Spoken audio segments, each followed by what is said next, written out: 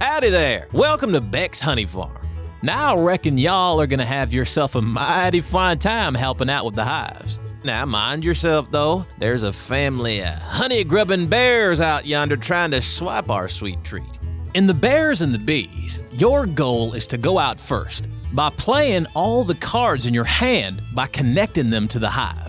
At the end of the round, players tally points from cards left in their hands, and the player with the fewest points at the end of the third round is crowned the winner as the queen bee. Buzzer! Now to get started, set up the game by placing the queen bee in the center of the table. Get them fingers shuffling and shuffle the deck and deal the cards to each player according to the player count. Oh, now you're getting it. Now reveal cards from the deck until you find a normal honeycomb card and connect it to the top of the queen. Alrighty, let's buzz. Now on your turn, you must play one card from your hand and connect it to the hive. No matter what kind of card you play, it needs to first connect to at least 2 other cards, and it must match colors on all sides that touch it. Now, honey-colored sides, they're wild by the way, and match any color. If you're a skilled beekeeper, you can earn a bonus play if your card connects with 3 or more other cards. A bonus play allows you to play an additional card on your turn.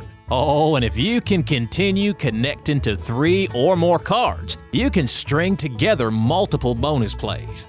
However, if on your turn you can't play a card because you don't have any cards that will work, you must either draw a card from the deck or discard a card from your hand and draw 2 cards from the deck. Now, let's take a quick second to get familiar with the different types of cards so you know what you're dealing with, no pun intended. First, we got a regular honeycomb card. They have many colors on their 6 sides. Next, the queen bee. She is the center of the hive and has only wild honey sides. Only honeycomb cards can be played next to the queen. Whew, I'm telling you, she's picky that way. Drones have half honey sides and half sides of a single color. Well, these are useful for trying to get bonus plays. Worker bees have a different color on each side, plus 1 wild side. In addition, after you play a worker bee, pick 1 player at the table to draw 1 card. Oh, flowers, they are beautiful. But when you play it, all other players must draw 1 card each. If you go out with a flower or worker, any penalized players must still draw a card before scoring.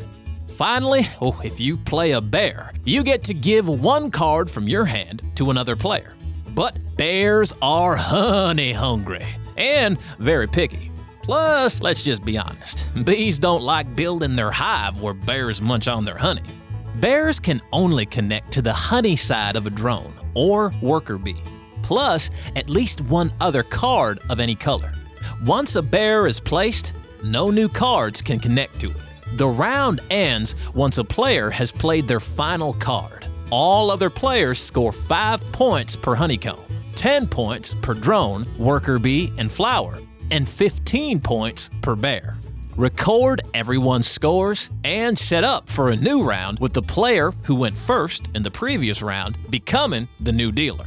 At the end of the 3rd round, the player with the lowest total score is crowned queen bee and has earned their sweet victory.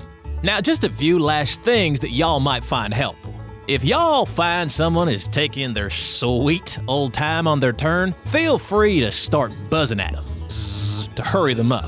If everyone at the table starts buzzing, well, their turn is over. Now to close, we've got some mighty fine extra rules to pack your game full of even more rootin' tootin' fun. Check those out in the back of the instructions if you want to learn them. And with that, y'all come back now. You hear?